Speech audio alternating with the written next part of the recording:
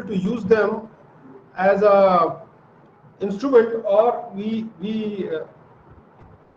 have to create or build or synthesize a particular material in our lab. So I am going to discuss about the historical impact of this photonic crystal field, how it has been emerged, how the people have started talking about this particular subject, and what is basically this photonic crystal, and what is the term photonic band gap in it, and how it works, what is the physics of this, and how people have classified these photonic crystals, and then metamaterials, especially the negative index metamaterials, because these are the subject which came initially, and now the term metamaterial became general one. And in the meantime, if I'll give time, I'll give you an idea of the applications, few of its applications. So before going further, I would like to tell you the meaning of particular terms which are going to use in this particular talk, because these are the terms which are already available in our science and people are using since years. But what I am talking here, what I am using here, have a specific meaning. So when I am talking the term photonics, it is basically nothing. It is the science of molding the flow of light, means. And when I am talking about the photonic band gap, because people know what is the meaning of electronic band gap, they have studied in detail about what are the electronic band gap. But when I am talking photonic band gap, it is basically a range of frequencies or energies where propagating modes of a wave are absent. Means these are basically the frequency band of an electromagnetic wave which are not propagating in this particular band or this particular gap. When I am talking about the photonic crystals, because everyone knows about the crystals or electronic crystals or semiconductor crystals. So when I am talking about the photonic crystals, it is basically nothing. It is a non-light absorbing material with a refractive index which exhibits periodic modulations in at least 2 orthogonal spatial directions. So basically, these are dielectric materials or dielectric constants, but I am not using the term dielectric constant here because the photonic crystals are made up of some semiconductors and some metals also these days. I am considering or concentrating the term refractive index in place of dielectric constant, because there is a relation between the dielectric constant and refractive index. So basically, this is a non-light absorbing material or low loss material which have a specific refractive index, and it exhibits certain periodic modulations of this dielectric constant.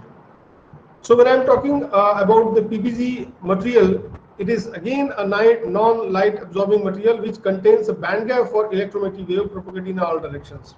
So basically, this is a 3-dimensional band gap or 3-dimensional band gap material, and it has the photonic band gap in all 3 directions. So I will explain you later on what is the meaning of 3-dimensional. So just like electronic localization, the people have started using the term light localization, and when I am using the term or coining the term light localization, it has certain meaning. It is nothing. It's a state in which light of a particular frequency is completely confined to a small finite region of space and propagate away except through some non-linear interactions. So basically, you are going to localize a light signal in a particular small region, or you can say you are going to localize a particular frequency which is completely confined to a small finite region. So as per the historical impacts, the story started in 1987, basically just after 100 years of Bragg's law. Bragg has given a theory of its reflectance or Bragg's law in 1887. Just after 100 years, 2 fundamental optical principles came. One is basically scattering of dielectric materials, like the term which is commonly known as localization of light. This paper is also published in Physics Today in 1991 later on, but these 2 papers came in 1987 at the same issue of physical regulators, same year. So one is by Sajeev John and another one is by E. Yablonovich, or people say Ili in short term, or Ili Yablonovich. So Yablonovich was looking or working on lasers, and he was trying to inhibit the spontaneous emission, which is a major problem in lasers. But Sajeev John was theoretically looking basically the localization of light. And when they came, finally at the conclusion, they have found that the fundamental theme which they were looking is same. So both are theoretical papers at that time. And later on in 1990, one scientist, Sukolis, have calculated the full photonic band gap. This is basically a computational demonstration of photonic band gap. It has a band structure. And later on, 1 year after, in 1991, Yablonovich again experimentally demonstrated a full photonic band gap and created a substance by drilling certain holes on a sample which has a full photonic band gap for micro frequencies. We will discuss little this paper little later on in detail. And then people have started working to find out the materials which have a full photonic band gap, and created certain things like in 1994 people have experimentally observed the laser paint which have a specific frequency band. And from there in 1995 people have created large scale 2D photonic band gap micro porous silicon. And then after that there are certain different workers in Bilkent University, Kyoto University, and in Sandia National Labs. They have started making a lot of. Okay, the slides are not moving. Sorry.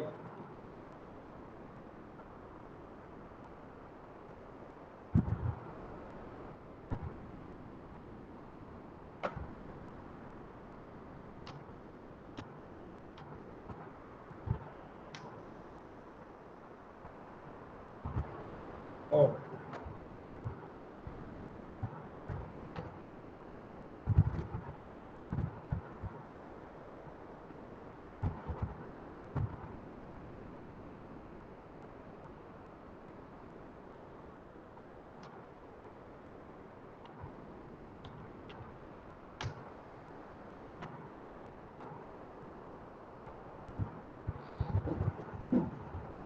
Upendra? Yes, sir. I think slides are not moving. Someone is mess. Yes, yes. Actually, sir, can you please move it into presentation mode?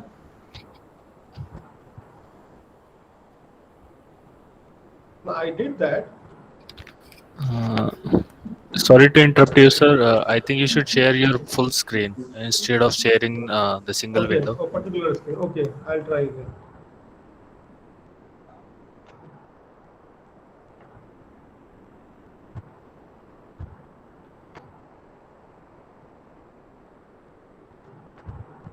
Entire screen, sir.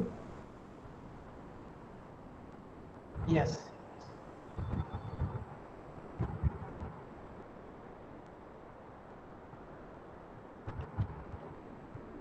Yes, Okay, now I think now it is it's okay. working. Yes, yes. Now it is working, sir.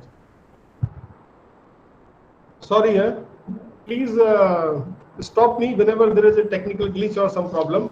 Thanks to the person who has warned me. Yes, yes. So basically, this glossary I have already discussed.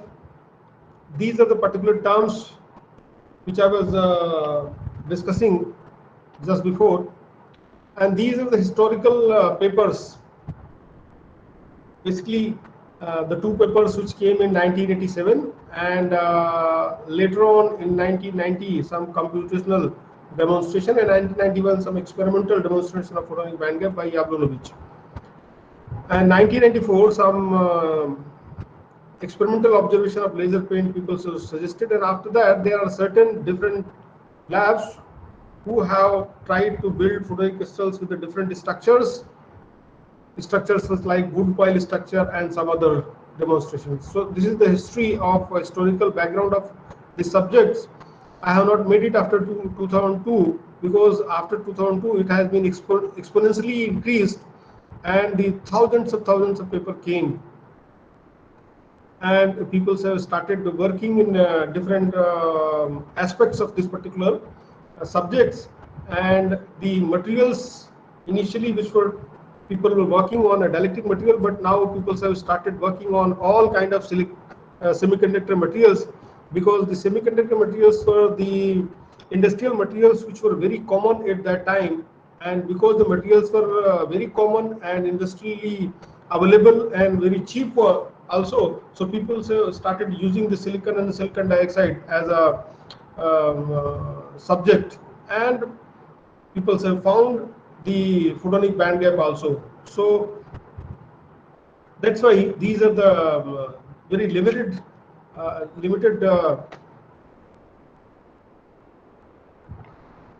materials I have pasted here, but there are more than thousands of materials now people have prepared and synthesized in their lab, which have photonic band gap people have found. So before going to that, I would like to introduce the subject basically. There are naturally occurring photonic crystals available in nature, just like if you have an idea about the butterflies. Basically, butterflies have a very vibrant colors on their wings, which you can visualize. But I would like to mention here that these are not because of the pigments available on its wings. This is because of the structure, peculiar structures available on the surface of these wings. And at the micrograph level, at the microscopic level, people have tried to find out these structures, and these are the different structures available.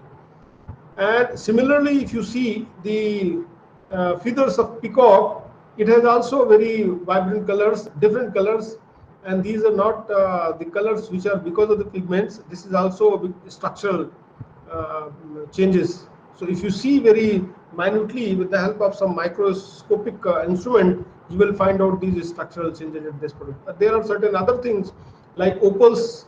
You are looking in your natural, people are using these opals. These opals have different colors, and these colors are also because of the structural changes in their surface.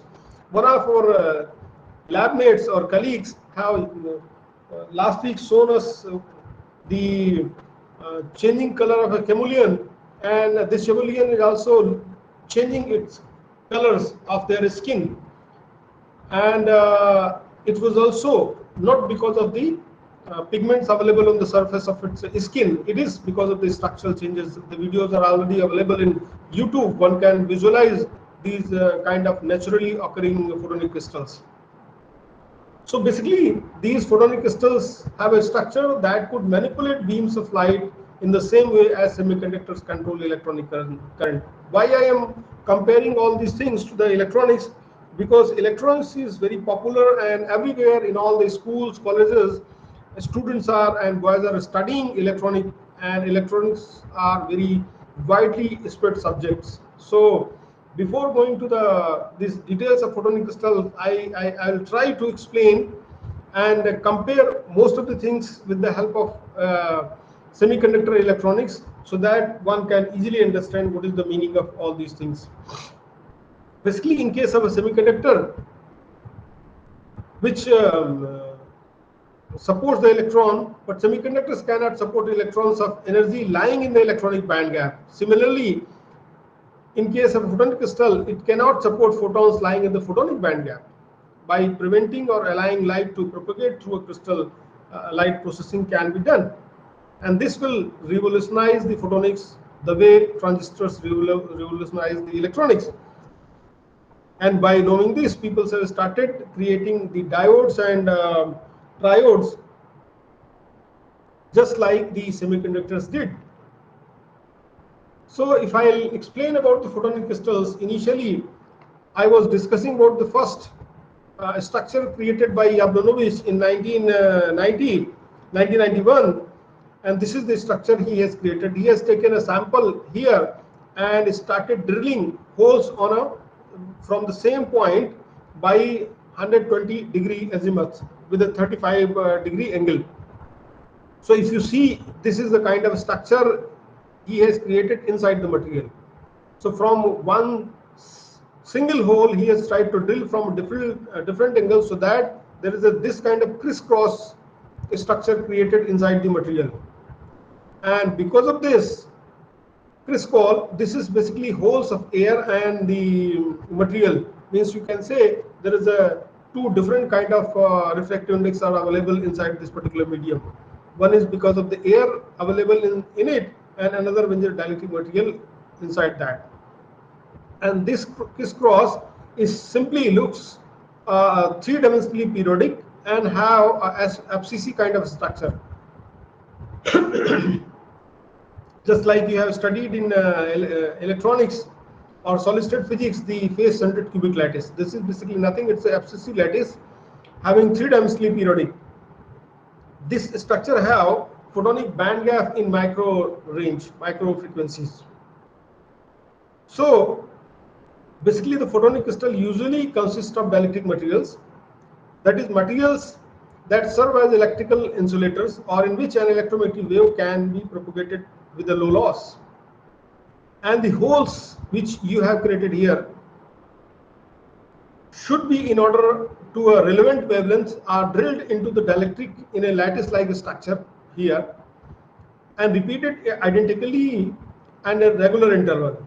So that means the one hole has been drilled and you are doing the same thing in an identical way, so that this kind of crisscross has been created in all three directions. So if you build like that, it is basically a photonic band gap structure, a photonic band gap material, which have a range of frequencies within which a specific wavelength of light is blocked. So this is basically, you can say, a photonic band gap material. To study theoretically these kind of structures, or before going to the theoretical considerations of these kind of materials, I would like to give a brief idea about the localization of electrons. If you have an idea what this localization of electrons means you have chosen the Schrodinger equation basically to study. This is basically nothing, it's a Schrodinger equation, and people have started studying about the photonic crystals also. So in case of a localization of electrons, basically you know all these things. It has nothing, this m is basically the effective mass and Vx is the potential, and this has been given by the Anderson in 1958. In this particular structure, you have the energy E, and they have broken energy in two terms like EA relating to the correlation length A and the critical energy EC. So basically EA is nothing, it's this term, and EC is this term. So EC is basically critical energy and EA is energy defining the correlation length when it is related to a particular disorder available in a crystal, and this energy E is always less than EC. So basically the electrons are trapped and do not conduct electricity. This is basically condition for Anderson localization. If you see in a plot here, basically if you plot here a scattering potential, and this is the position related to the scattering correlation length. So electrons are always occupied below here, or you can say at negative energy level, and this is sufficiently trapped in a region which is below zero energy, or you can say at negative energy. So to conduct this particular electrons, it needs energy so that it can move towards the positive side, and so that it can conduct electricity.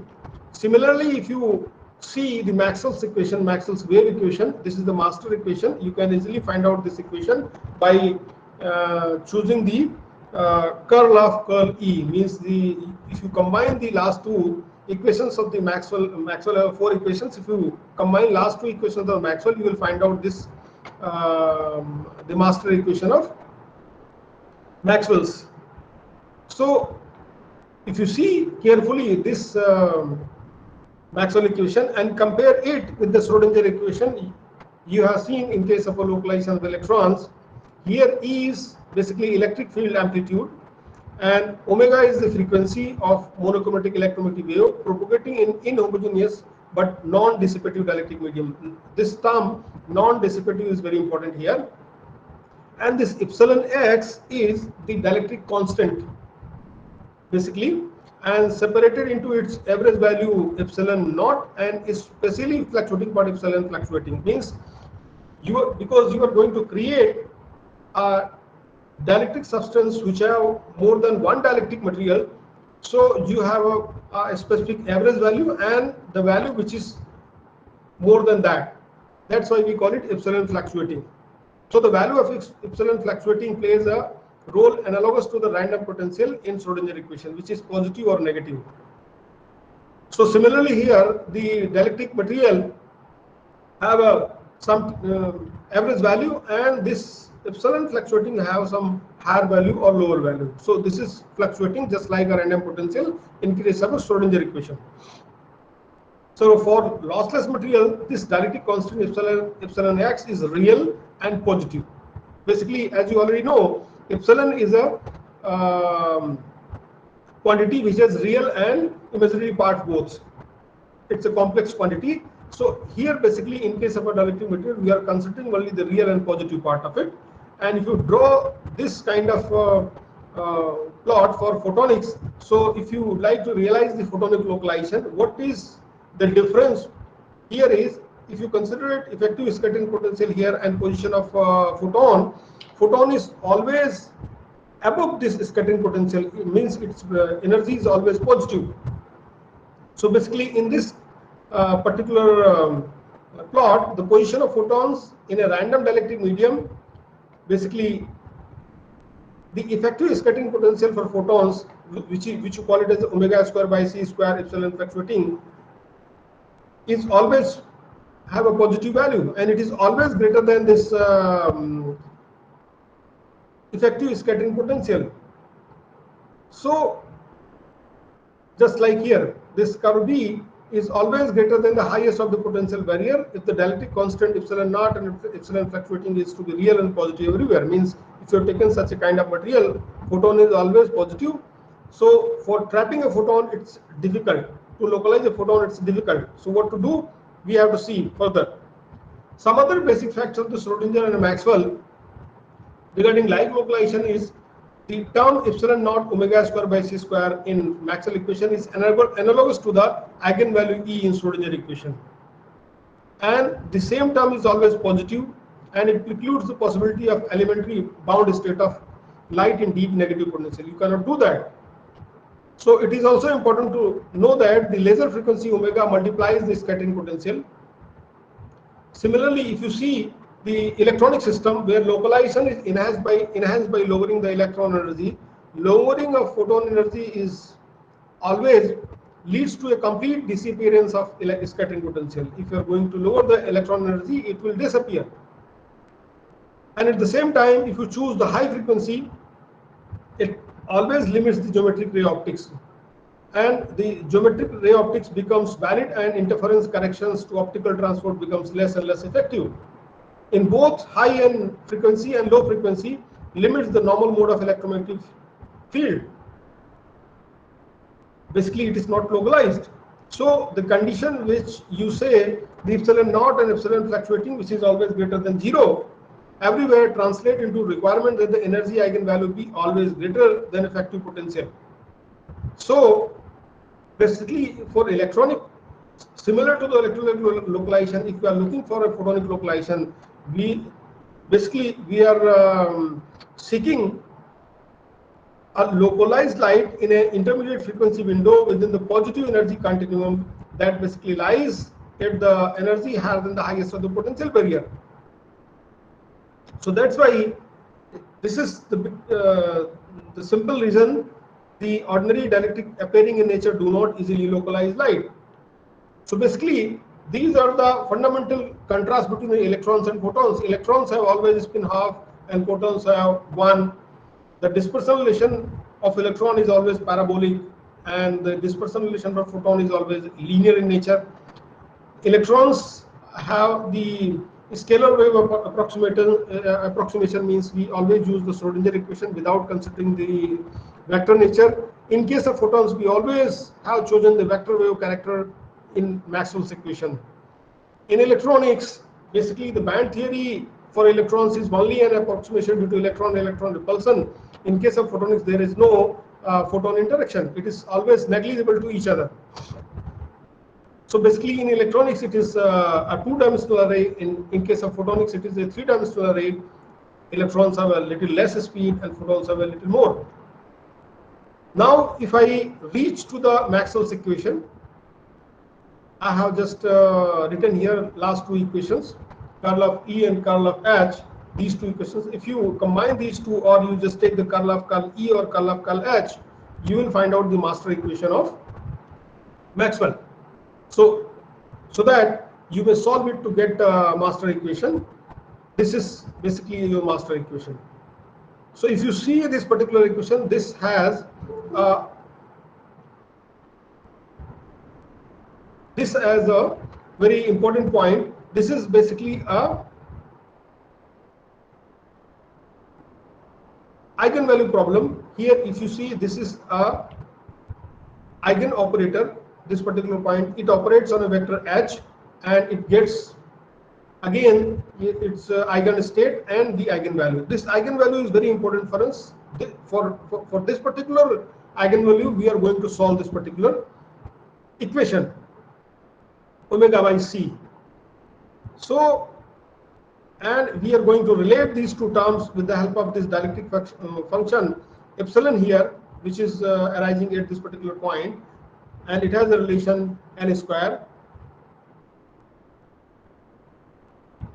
Now, so this particular equation is nothing, it's an eigenvalue, Hermitian eigenvalue problem, which you have already studied in algebra. Algebra is well known for its properties. So this is basically eigen operator, which operates on this particular eigenstate, and you will get an eigenvalue and again eigenstate. So basically, in this case, what we are looking this for a Hermitian this Hermitian operator for a Hermitian for real value, real lossless epsilon, basically.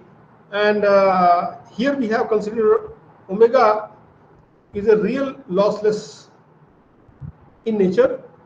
Its eigenstates are always orthogonal and complete in all solutions. You can easily find out the solutions. If you relate these two things in this particular sample, means if you remember the Bragg's scattering given in 1887 for one-dimensional propagation of electromagnetic wave, these are two different kind of dielectric materials. This is epsilon, its a dielectric constant is epsilon 1, and this is epsilon 2. I am considering here only epsilon. It's basically nothing, it's a dielectric permittivity, because normally most of the materials available in nature for optical frequencies have a permeability mu is equal to 1. So most of the time we consider dielectric permeability as 1. So that's why we are choosing here the only dielectric permittivity. So epsilon 1 is the dielectric constant for first material, and the second material have dielectric constant epsilon 2. Basically, it's nothing. It's epsilon 1 is equal to epsilon 2 is equal to epsilon 1 plus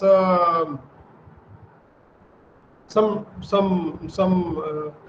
variation in dielectric constant delta epsilon. So basically, it's nothing. It has certain value, and this value is little higher or little lower to this particular dielectric constant. But if the contrast is little higher, we will have some positive effect on photonic crystal. We will discuss it little later on. So basically, this is the lattice parameter L, combining these two materials, and this lattice parameter is repeated.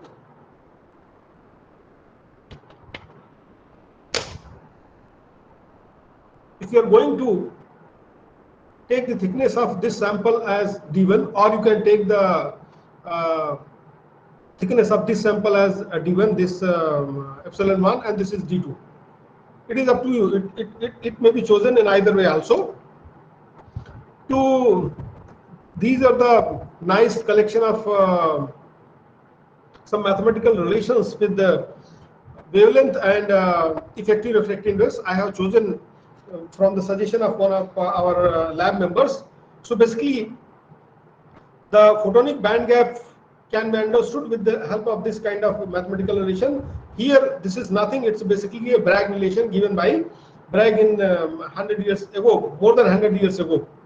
So basically, this is the n lambda 2d sine theta. You have already seen. If you can relate this relation to this particular way. So basically, here m is some integral number 1, 2, 3, 4, and lambda c is central wavelength, and L is the lattice parameter here chosen, and N effective is the effective refractive index. Basically, effective refractive index means it has been calculated with the help of these two parameters, the refractive index of this material and refractive index of this material. So if you consider it for a normal incidence, the relation will become like this, and you can easily calculate the effective refractive index with the help of this particular formula. So, and you can easily find out this, convert this relation to in this form, and with the help of this relation you can easily calculate the width of the photonic band gap by choosing a particular refractive index or a particular dimension to this particular material.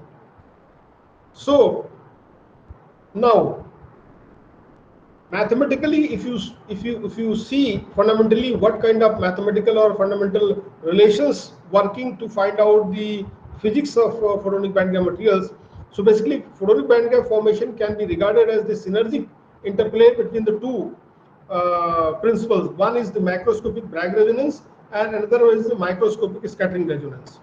These are the two principles we are going to relate at a one particular point. So basically, what we are looking for a photonic band gap, the photonic band gap formation is enhanced by choosing these three parameters: A, lattice parameter L, refractive index N, in such that these two principles like macroscopic Bragg resonance and microscopic scattering resonance occurs at one frequency, at same frequency, like this.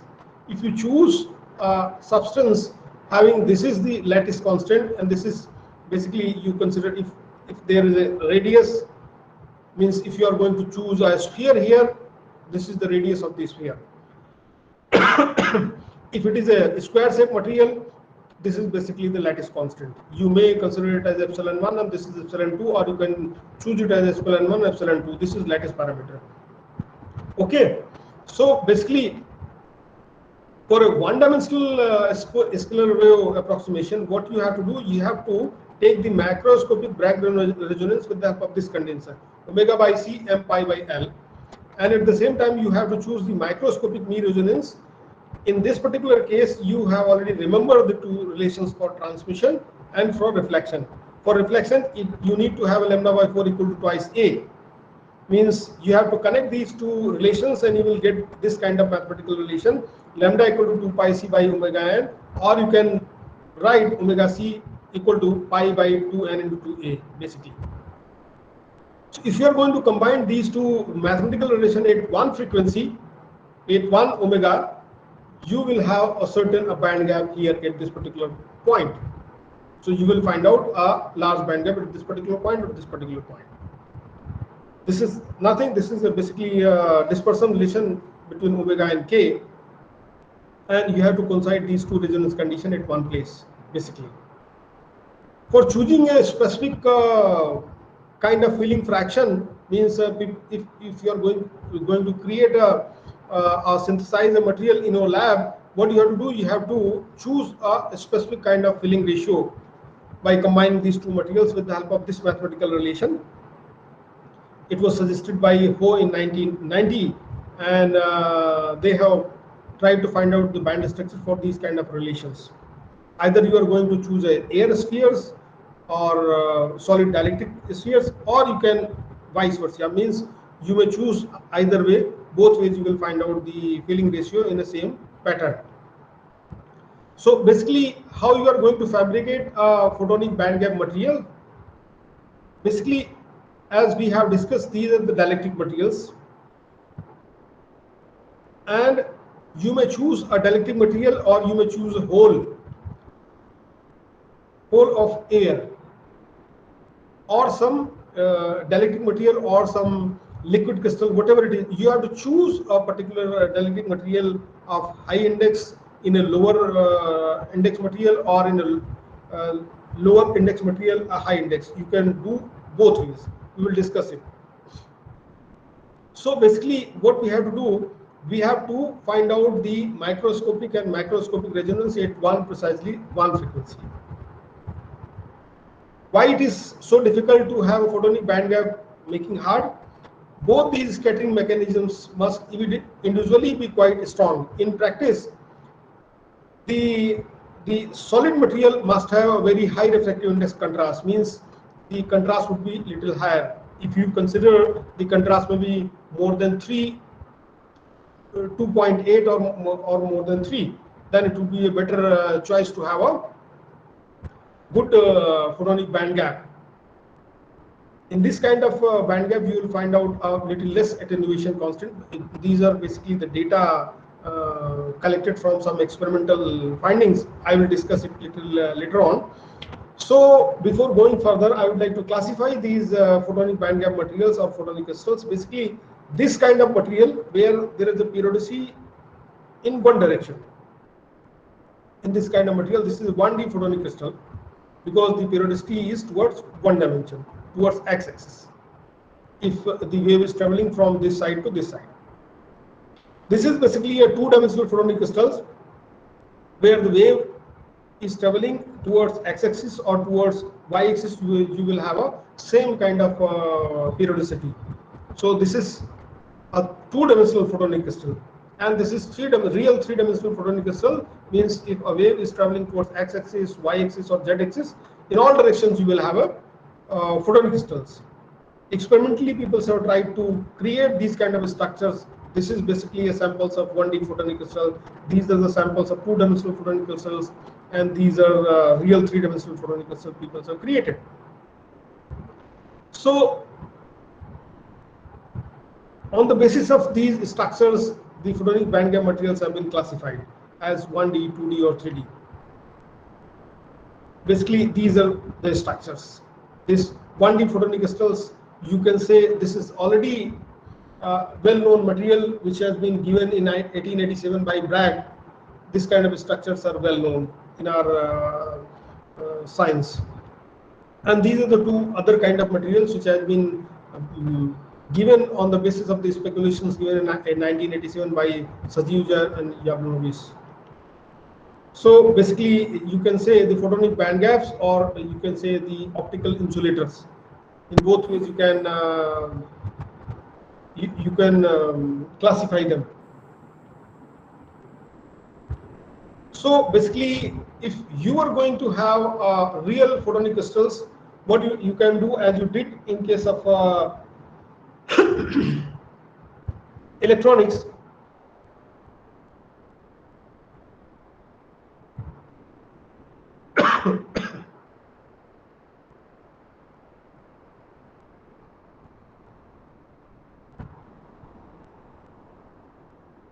so Upen, everything is fine? Yes, sir. Yes, sir. Everything is fine. It is working.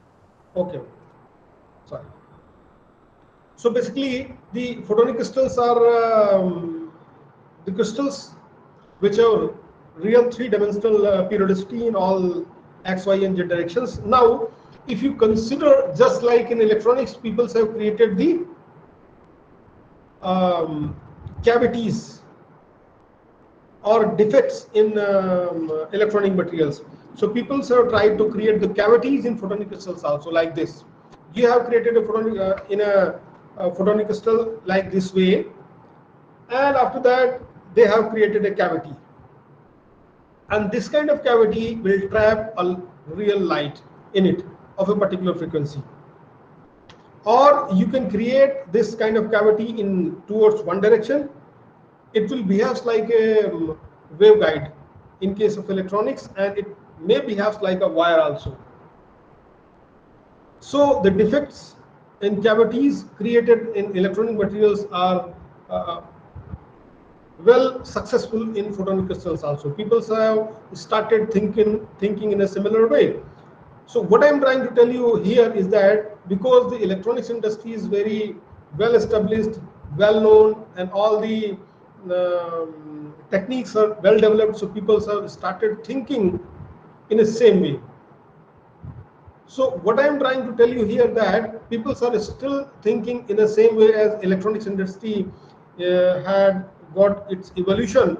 So I'm suggesting the people who have less knowledge of electronics, they may start thinking in a new way. Without considering electronics in their mind, they might get new ideas from their own fundamentally. So basically, these are the magical oven mitts for holding and controlling the light. So basically what you have to do, you have to create a photonic band gap, real photonic band gap material having high index material and low index material. But it is not easy every time to create these kind of structures in real three-dimensional way. Now, before going further, I would like to discuss little bit more about the one-dimensional photonic crystals, because these are the materials which can easily synthesized in our labs, and people have created few applications with the help of these one-dimensional photonic crystals. So basically, the one-dimensional photonic crystals are easily created with the help of substance or thin layers deposited on each other, because the thin film technology is very well developed in electronics industries. The people have tried to develop these kind of structures where there is a one film deposited on other similarly and continuously going in one direction. So this, you can say here you will have a one-dimensional photonic band gap towards z direction, and these are consist of alternating layers of two different kind of materials here shown as blue and green, with two different dielectric contrast having a distance a. These kind of materials exhibit the true photonic band gap, just like here. If you see this particular example, in the same example as you have seen here, what people have done, if you see the first plot here, this plot has been drawn for a real photonic band gap having same dielectric constant. Dielectric constant have been chosen here as a 13 with the deposited layers on 0.5a. So if you have a same dielectric constant for each layer, you will have no band gap. Now people have created layers of alternating layers of dielectric constant 13 and 12, means very small changing dielectric constant, means you have chosen epsilon 1 as 13 and epsilon 2 as 12. So you will find out a very small band of frequencies, means there is a very small photonic band gap. Now in this sample, if you are going to create large contrast of those two materials, means one material you have chosen as a dielectric constant 13 and another one is chosen as 1, or you may have chosen as air between that, and in this case you will have a dielectric constant more than 3 or approximately 3, and because of this large contrast you will find out a very large gap in this particular material. So you see what I am trying to tell you here, means as an experience, if you are going to create a large contrast between the two materials used to create a photonic crystal, you will have a larger band gap. But at the same time, it is very difficult to create a substance which have a large dielectric contrast, and to find out some frequency or some energy band gap. So basically, as a physics, what is going on in 1D photonic crystal? If you have a slab of dielectric material like this is basically incident wave, and on the basis of this known fundamental physics principles, what will happen? All the reflected waves are in phase. If they are in phase, they are going to interfere with each other, and you will have one single standing wave. And in this way, you are going to create a standing wave, and it is, you can say, it is not traveling anywhere, and it is basically trapped in a particular sample. But at the same time, if they are not in a phase, what will happen? They are going to cancel out each other, or you can say it is going to attenuate it in the material, and you will find out no wave in a medium which is going to be propagated. So this is the fundamental understanding of the photonic crystals by varying these kind of dielectric materials. So basically, there are multiple scattering, reflection is going on inside the particular material, and because of the underlying phenomena of interfering each other, they are going to interfere each other and going to create a standing wave. This is the basic understanding. Materials people have used are these are the commonly known solid semiconductor materials people have used, and this list is very limited, and it is very huge one. And these are some two-dimensional photonic crystal people have created with the help of silicon. Silicon is well-known substance in electronic industry, and people have started using this kind of structures to create photonic crystals in silicon structure. Or people have also created some sharp bands in these two-dimensional photonic crystals. You see the light is going from this way and bending towards this way, because there is a photonic crystal here, and light is not this electromagnetic wave is not allowed to move toward this way, and it is going to bend at this particular point. Or people have created bend like this, or people have created multiplexer and demultiplexer also. Means if you have a different channels and each channel is going to work for a single frequency, then you may insert a wavelength, a particular light here, and it is going to travel a different wavelength through different channels. Or people have created some resonant channels here also. So there are different ways to create photonic crystals for different kind of applications. Now I am coming to the real three-dimensional dielectric microstructures. So people have created two kinds of microstructures in real three-dimensional case.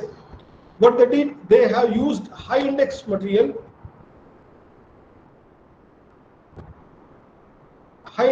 which are connected to each other, or low index material connected to each other. So if you see here, the high index component is not connected. So this kind of structure is called elastic and scalar wave. And here the high index material is connected to each other. And these kind of structures are really very good for electromagnetic waves. So it means there are two kinds of structures people have created. And there are some other real three-dimensional structures suggested by different groups. This is the structure suggested by John's own group from University of Toronto in Canada.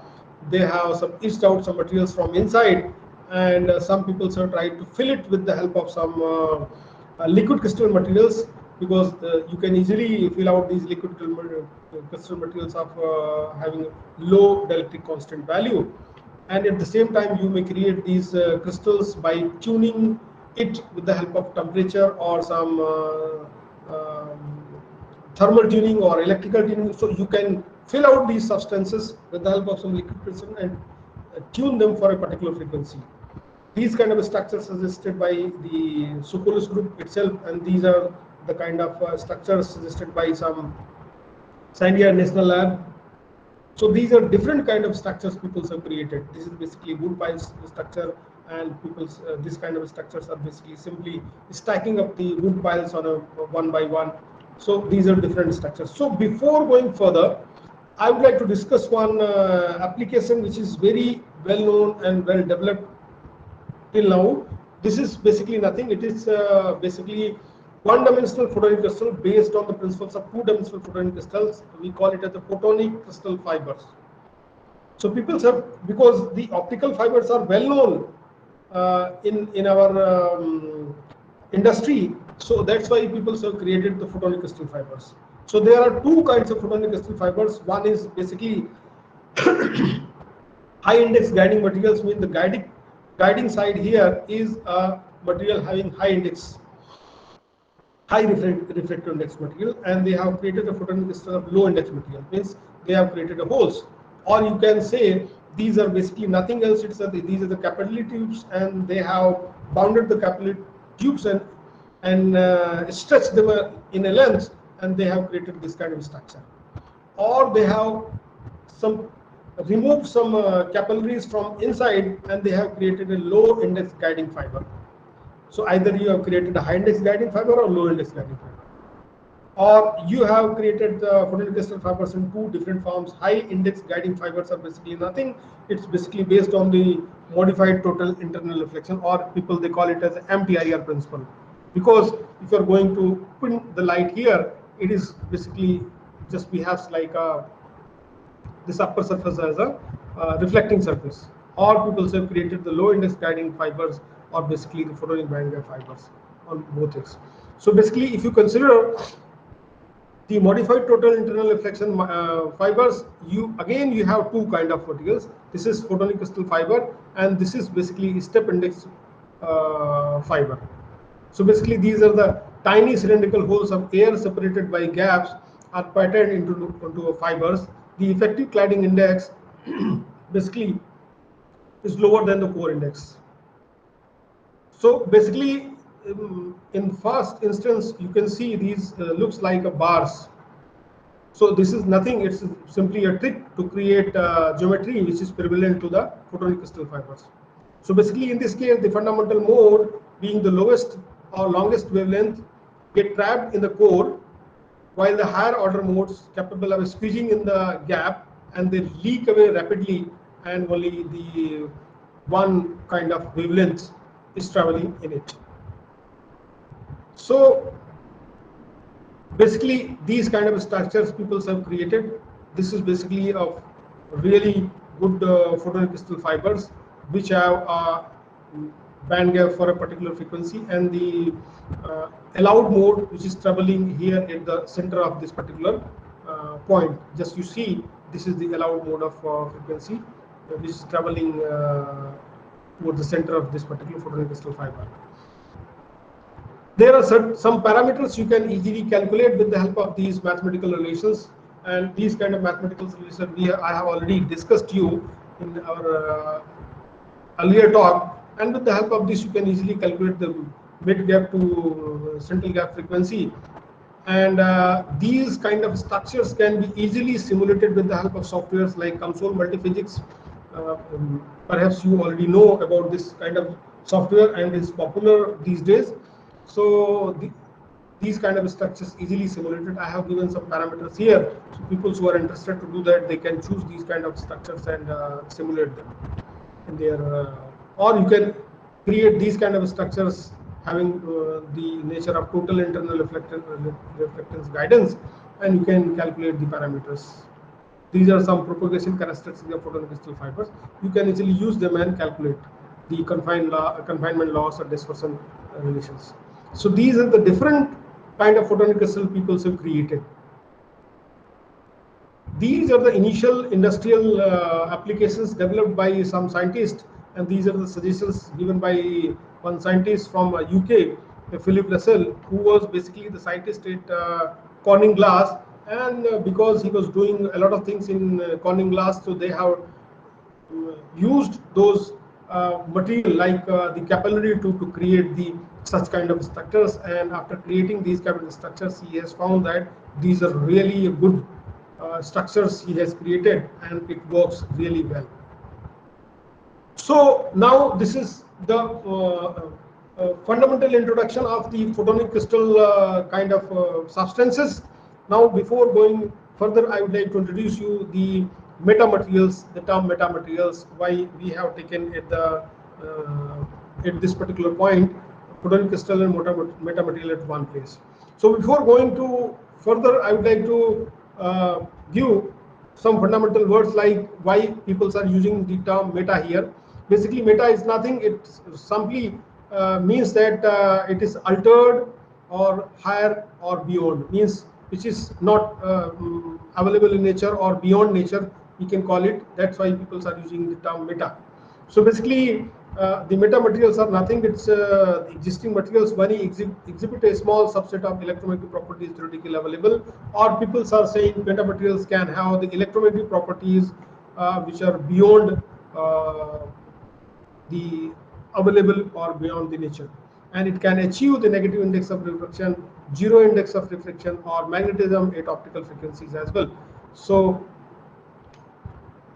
basically, meta implies beyond conventional. Nowadays, this metamaterial signifies the composite materials which have the structural units which are much smaller than the wavelength of the radiation people are using, or simply these metamaterials are artificial materials which have the electromagnetic properties that may not be usually found in nature.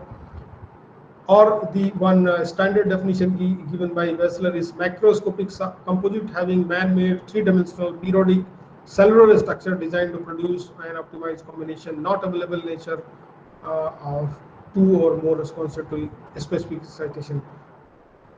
Basically, the definition of metamaterials, which is well known, is not available. So people are using this term metamaterial in a different way at different points. So it's not wise way to define this particular term, but I am trying to give you a broad idea of using the term metamaterials, and I would like to mention in terms of the optical parameters, or in terms of the some ratio of the normal crystal where we are using the metamaterial term. So basically, if you consider the normal crystal, these crystals have the lattice, because this is a crystal, so these crystals have the lattice constant much smaller than the wavelength of light, and our common optical materials, they have the refractive index always positive, means refractive index n is always greater than 0. These are the normal crystals. Basically, the metamaterials are those where the lattice constants are much smaller than the wavelength of light, and it can have the negative refractive index also, means the refractive index of these kind of materials have values negative also. That's why these materials are also called as the left-handed materials or negative index materials. And where the photonic crystals, these photonic crystals have the lattice constants compared to the wavelength of light, means whenever the lattice constant of substance is comparable to the wavelength of the light, we are in photonic crystals. We are considering the photonic crystals. These are basically can be considered a semiconductor of light. Basically, these are the PVC or photonic band gap materials. So if you consider them in terms of the ratio of lambda by A or wavelength by A, basically the photonic crystals have this value approximately equal to the 1, and this 2, when this value is approximately equal to 2, you already know this Bragg condition, and when it is higher than this, it is approximately equal to 10 or near to this value. These are the metamaterials, and when it is very, very high, or approximately equal to 1000, these are the normal crystals which are already we are using. Here I am talking about the effective media. I am not talking about the one single material. Maybe the term effective media is much better when considering the effective refractive index. Okay, so these are the terminology in terms of the building parameters or engineering parameters. So basically, the metamaterials as a homogeneous medium is nothing. It's basically effective homogeneous to radiation. Means if you take an example, means when you are walking on a road having a small pit holes on the road, maybe for you it looks very smooth, but if someone else or a small child is moving on the same road which has a small pit holes, I think for them it is difficult to move. That is not homogeneous for them. So basically, when I'm saying a homogeneous term, we are using relative to the radiation. Means if you are using a wavelength which is much stronger than the medium, then you can say it is homogeneous to that, and it is plane for that.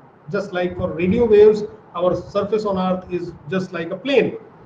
But for other waves, it is not the same idea.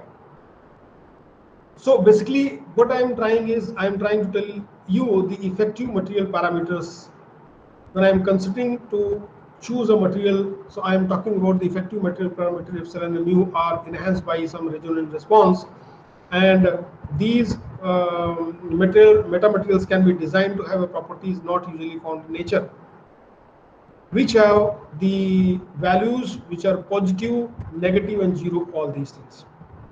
So on the basis of these two parameters, epsilon and mu, epsilon is basically nothing, it's an electrical response of a medium, and mu is nothing, it's a magnetic response of a material medium. So this is the electrical permittivity, this is the electrical permeability. So if you consider the electromagnetic wave has both parameters, electric field and magnetic fields. That's why I am going to talk about the materials on the basis of these two parameters, the permittivity and permeability, because the electromagnetic wave is going to interact with these two parameters on the basis of the material properties. So on the basis of these two parameters, one Russian scientist Veselovo has described the properties of materials on the basis of these two parameters, and he said this kind of structure, if you consider the properties of these two materials as considering epsilon as x-axis and mu as y-axis, if you see both have the positive value in first quadrant, the epsilon is greater than 0 and mu is greater than 0, these are nothing, these are ordinary optical materials. If you move further from first quadrant to second quadrant, where epsilon is less than 0 and mu is greater than 0, these are the materials which have electrical plasma. These materials have evanescent decaying wave. Many metals in the range of ultraviolet and optical have these kind of properties, or the thin wire structures which have the permittivity less than 0 or negative. You can find out in gigahertz range. If you move to the third quadrant, where epsilon and mu both have a negative value, basically these are the real materials which we are looking for. They are talking here because they have the negative permittivity and negative permittivity is at the same time, at the same frequency.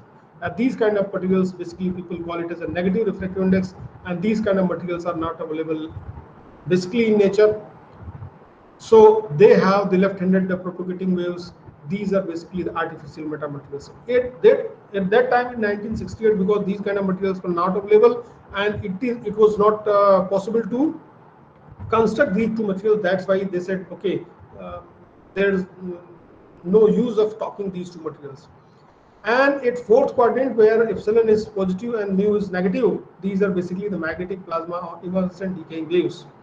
And these kind of materials have some materials which are available in nature, and they are nothing. They are basically naturally magnetic materials at up to some gigahertz. So these are also materials which are sometimes available in nature. You can find out. But these third quadrant materials were never available. So how this is possible to have a negative refractive index? Because if you are going to calculate the refractive index, basically it's the underroot of epsilon and mu. So mathematically, if you are going to consider the square root of these two things, there are two values plus minus. It has the plus minus value. So basically, when we have calculated this, we have always calculated taken the positive value of mu and positive value of epsilon. We said no, there is no possibility of having negative values. But mathematically, this is possible that if you have a both value negative at the same time, you can also find out the refractive index.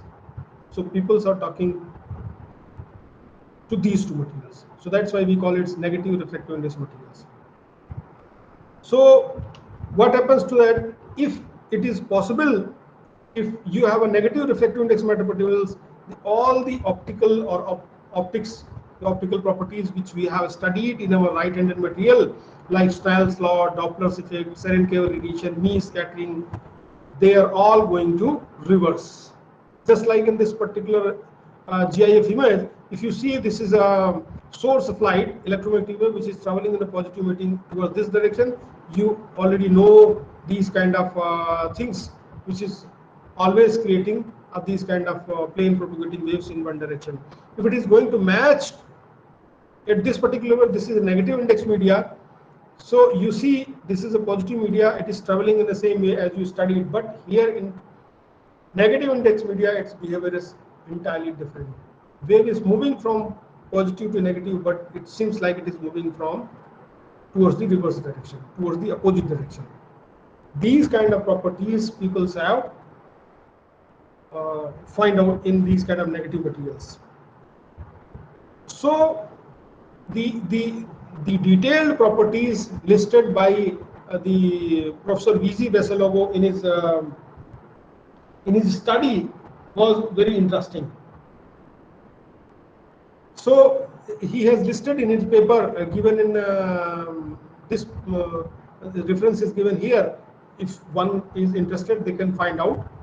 So basically, he has written a material whose effective permittivity and effective permeability. He has used the term effective permittivity, which is very important. Both are simultaneously negative, are called left-handed materials. These materials have negative refractive index.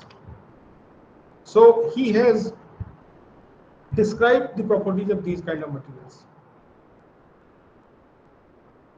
Okay, what he said, the left-handed materials, it means the wave vector of monochromatic plane wave is reversed.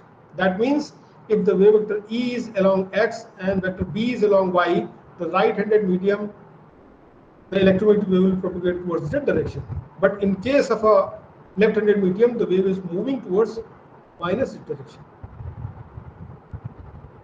So this is the important point which we have to consider. Means if a wave in right-handed medium like this, if there is an incident wave which is going to a positive direction, if this is a denser medium, it is going by shifting towards a normal, the wave is traveling like that. This is ordinary reflection which we have studied. So normally in case of a negative index medium, what happens to this? When a wave is traveling this way and it goes in the same side of the normal. In an actual prediction of negative index medium, if you put a bar in a pencil in a water, it looks like this way. So this is just prediction of negative index metamaterials. Similarly, if you consider a positive index media and positive index media both ways, the wavefront is traveling in this way. This is the phase wave traveling, and after traveling to a medium, this phase is going to meet at the same place. But what happens if it is a negative index media here, it is going to the same side. This is the prediction.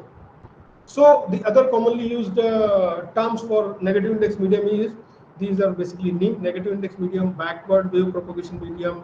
Some people call it as materials with negative refractive index. Some people, they call it as a DNG, doubly negative index material. So these are different terms. So these are some properties of materials having permittivity described by Russian scientist Vesalogo. I have just listed here, but I am not going to discuss in detail because everyone knows about the details of all these properties. But what is important point is, till 1996 it is a theory. In 1996, J.B. Prenti has suggested that there is a possibility that people can create a negative epsilon material with the help of very thin wires. So he said, if you create a structure comprises of a mesh of very thin wires, you can have a negative permittivity. And after that, again in 1996, he has again said, if you are going to create a structure, artificial structures having split ring resonators, you can mimic the response of magnetic field in negative direction, and you will have a negative permeability also. And it has been published in 1999. So the same time scientists have given there is a possibility to create these two substances. So what happens? He has created materials having the both split ring resonators and small thin wire structures on a single structure, and demonstrated that there is a possibility that create a substance having negative permittivity and negative permeability at the same site. And this created a tremendous effect in research field, and people who were thinking that it is impossible to have such kind of materials now started thinking that, oh, there is a possibility to create such kind of structures. So basically these are basically based on the principles of capacitance and inductance on a electrical circuit on a same site, same way. So this is the actual structure he has created. These are the split ring resonators here, and these are thin wire structures. He has published in the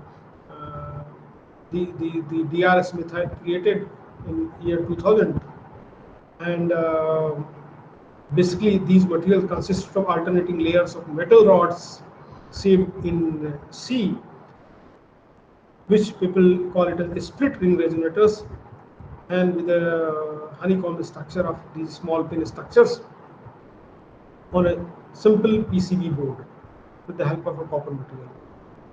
This kind of structures on the same structure.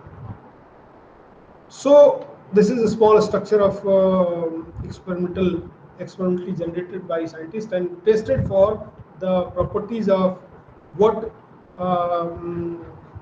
have been depicted in the initial paper of Veselago, that how the refractive index of negative refractive index is going to change and how the properties of optical materials will change. And he has found that really these materials are in a position to reflect the light on same side of the normal.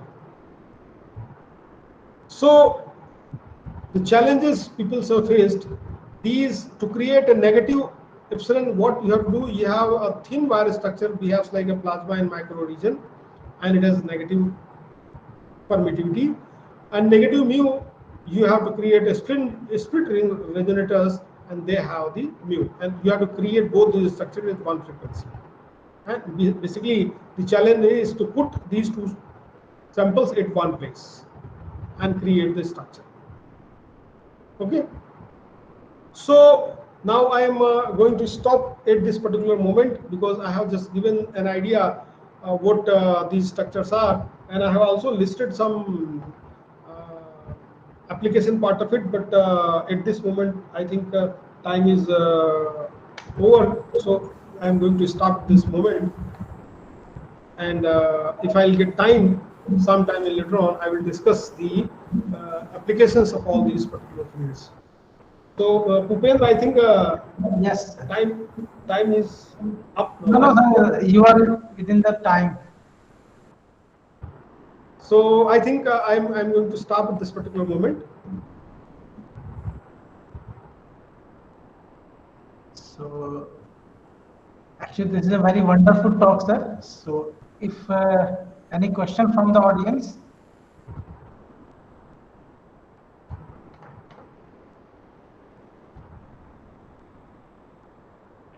So, sir, I have a query. Sorry? Sir, I have a query. Very Yeah, small.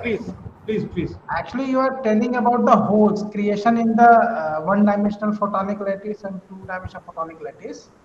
Mm-hmm. So that hole is can we create artificially by the doping, or it is a natural type of hole? No. You can create with the help of doping also. Okay. It is not natural one. Basically, that's why people have listed these photonic crystals in metamaterials, because most of the structures people have created in their lab. Okay. So they are artificially doped some elements at the particular lattice, and Yes. that way. Means when you are creating a defect, just like in electronics, you are intentionally leaving the defect in that particular material. Yes, sir. And one more query, sir. Can we visualize the negative refractive index? Yeah. That's why I am telling the structure created by D.R. Smith. So people have created this structure and tested for negative refractive index, just like the properties listed by Veselago in 1968, approximately 50 years back, and he has tested. He had found true. and it is very really interesting that there are a number of applications now, like cloaking effect, and the perfect lenses are now coming with the help of these kind of structures. So people are in a position to create a lens within less than the wavelength of its focal length, Yes, yes, yes. which was the limit. Okay, okay. So thank you so much, sir, for such a wonderful talk.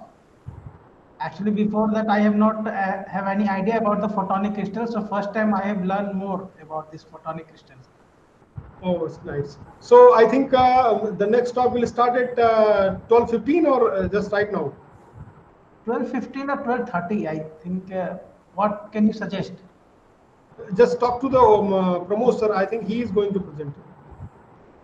Actually, second talk is Professor J. Ramakumar. I think I just shifted it because he is busy in some meeting, so he will give it in 3 o'clock. Okay, okay, okay. The So, promoter is going to give it this talk. So 12:15, I think we will start at 12:15. Okay. okay, okay, okay. Yeah.